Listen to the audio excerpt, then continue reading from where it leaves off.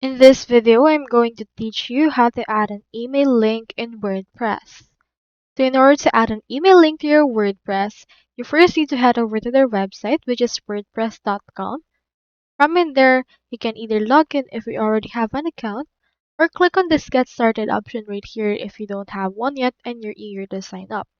So you can just follow the on-screen in order to create your own website. So I've already created my own website and this is what it looks like. Now, in this case, I just want to add an email link.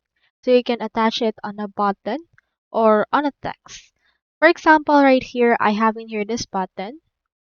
So you can also create a new button by clicking onto this plus right here and then adding in here this button option and then just dragging it wherever you want to put it. I'll put it below this first button right here.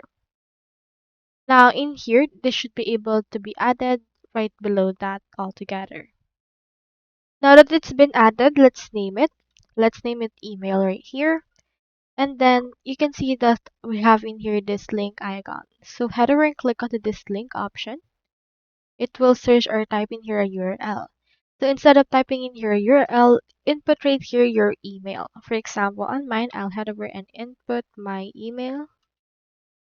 And then it will show up right here. This is, just press the enter. And then this will be added.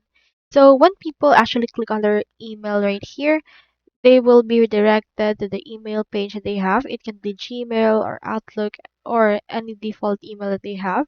And they will be provided with this particular email that we have added. Once you're done, head over and click onto the save option right here in order to save everything that you have done into your actual website. So that's all there is today, and I hope this video actually helped you out with adding an email link on your WordPress website. Thank you for watching.